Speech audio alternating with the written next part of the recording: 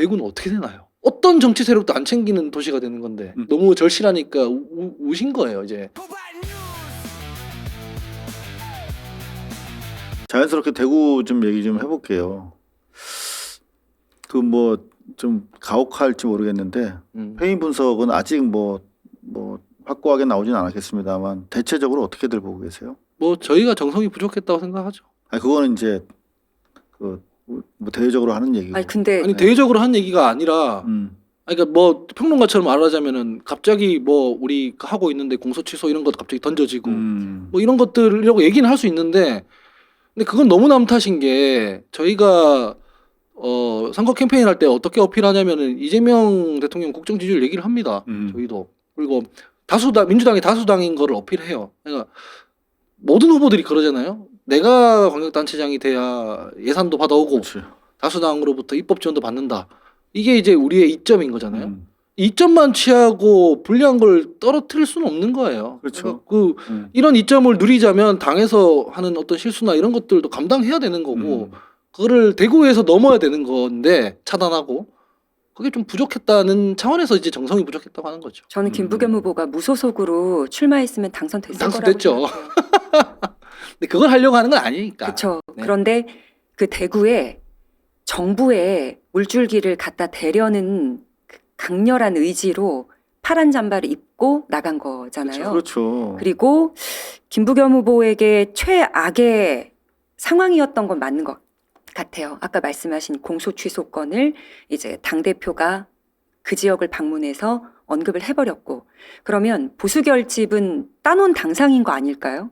그냥 그렇게 생각이 들어요. 사실 그 공소 취소 같은 경우는 제가 쭉 청와대 출입기자 하면서 쭉 지켜봤던 맥락이 있지 않습니까? 훨씬 더 일찍 시작을 했었어야 되는 거야. 하도 안 하니까 이제 뒤늦게 시동이 걸린 건데 그게 결국은 개혁 입법이 미진했던 저는 정청래 지도부의 기책 사유가 될 수 있다. 라는 취지에서 제가 다시 한번 짚어 드립니다. 자, 그러면 이제 앞으로 김부겸 우리 후보 총리님은 이제 어떻게 아니 본래 은퇴하셨다가 이제 오신 거니까 은퇴 상태인 거고 그러니까 마지막에 제가 우시고 이랬던 게 다른 게 아니라 영남에서 선거하는 거 민주당 영남에서 선거하는 영혼의 생채기를 내는 일이거든요. 사람들이 잘 모르시는데 그러니까 자기 동료들을 일부러 어머니라고 부르지 못하게 되는 거예요. 뭐 괜히 의원들 막 도와주는 거 고맙잖아요. 사실 누가 그거 가혹하게 하고 싶어 하겠어요. 근데 오지 마라. 그리고 뭐 중간에 스타벅스 이런 거 터졌을 때 그게 영남에서는 거의 조작해서 공소 취소급으로 왔거든요. 그럼 당이랑 다른 결의 얘기를 해야 되는 거예요. 무슨 그렇죠. 막 김부겸 후보자께서 5.18 폄훼를 옹호하겠습니까? 아니잖아요. 근데 그런 얘기 하고 그냥 그 지지층에 욕 먹는 거예요. 그 유권자들 잡기 위해. 그러니까 어떻게 되냐면 중앙에서는 선명성이 부족하다고 비난받고 지역에서는 네 빨갱이 정당 아니냐고 비난받고 그 후보자는 어떻게 하겠어요? 그냥 내 빨갱이 당 욕할 수도 없고 그렇다고 지역구민들도 욕할 수 없고 본인만 그냥 뒤집어 쓰는 그런 일이거든요. 그럼 그런 것들이 켜켜이 쌓여 있는 70대 노인인데 이번에 너무 지지를 보내주시니까 구박받았던 세월들에 대한 복받침 이게 하나가 있는 거고 두 번째는 저희 당으로서는 대구에 낼 수 있는 이 이상의 카드가 없어요 이제.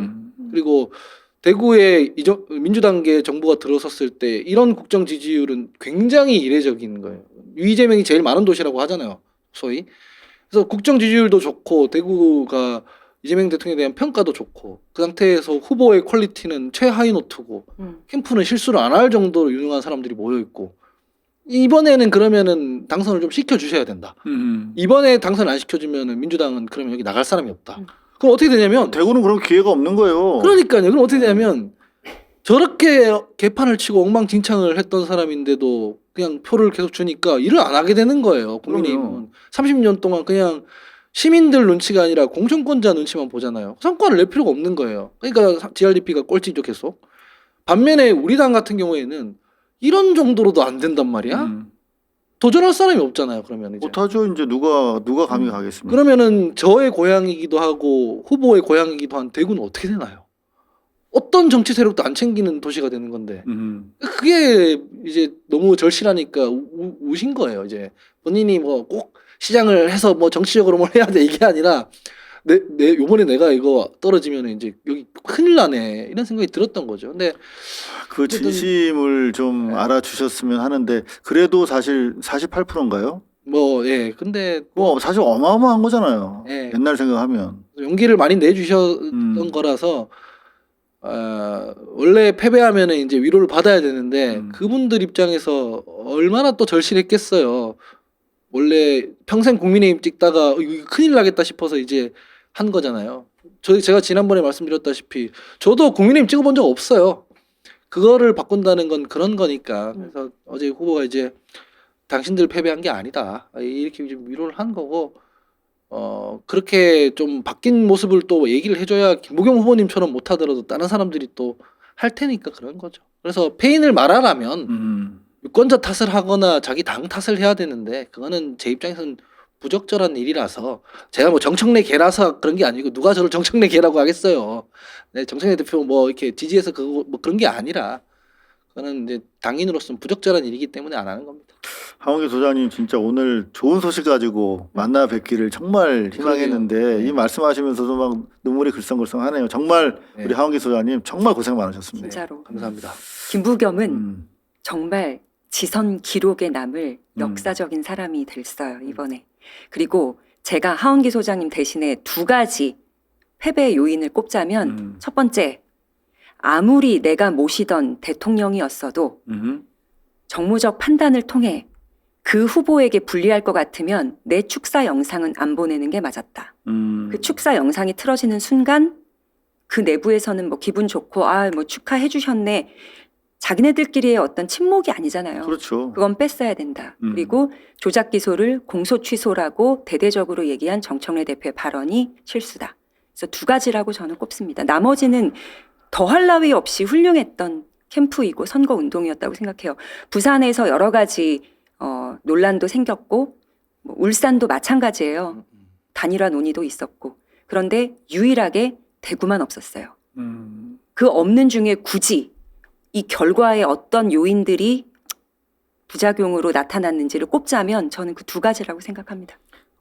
그럼에도 불구하고 내란 사범 추경호가 시장에 당선됐다는 것은 사실 국민들 관점에서 보면 정말 대구라서가 아니라 이거는 진짜 헌법 정신이 크게 상처받는 우리 국민들 정서가 상처받는 좀 매우 비극적인 결과였다. 그래서 추경호 당선자께서 저희가 선거 캠페인하는 중에 네거티브 안 했거든요. 그 정책으로만 하려고 그랬지 사법 리스크 뭐 이런 얘기 안 했어요. 그 뭐 내란범인데 뭐 이런 얘기도 안 했고 비전으로만 얘기했는 만큼 본인이 당선됐으니 이재명 정부 견제한다는 쓸데없는 생각을 좀 버리고 그 광역단체장이 정부 견제하면은 피해는 시민들이 보지 않습니까? 그렇죠?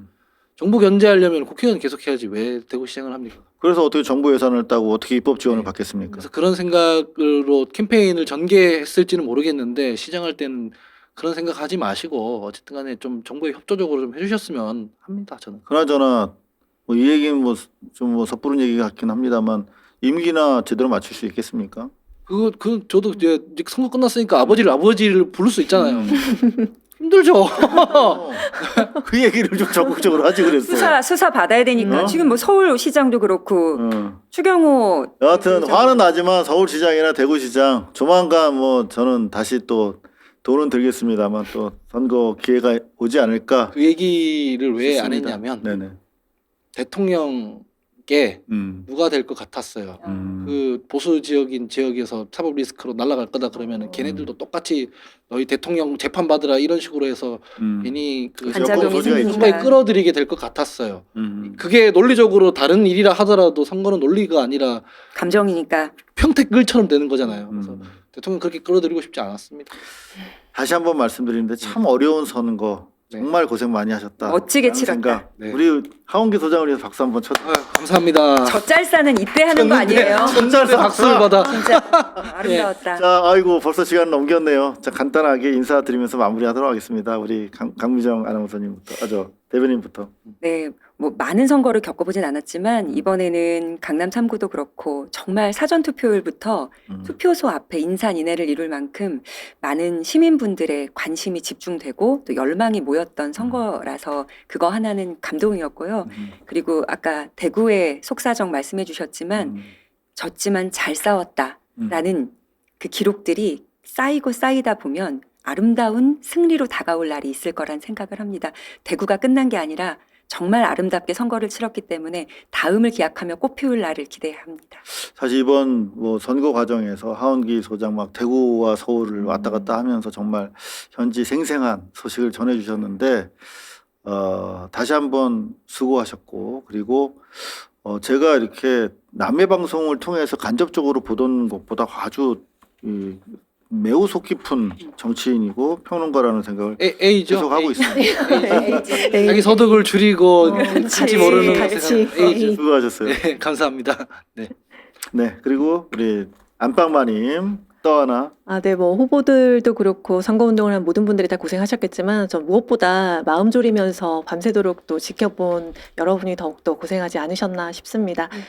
다들 좀 화도 나고 마음이 좋지 않은 분들도 많이 계시겠지만 잠깐은 좀 쉼을 좀 가지시고 또 그 다음이 있으니까요. 그때까지 에너지를 좀 비축하시기 바랍니다. 네, 그리고 오늘 뭐 잠시 일찍 자리 비웠습니다. 정민철 세커도 정말 수고 많았는데 특히 이제 우리가 20대 특히 남성들 20대와 소통하는 노력 그리고 정부와 국회 차원의 노력 제도적인 노력이 필요하겠다 하는 거 진짜 다시 한번 강조드립니다.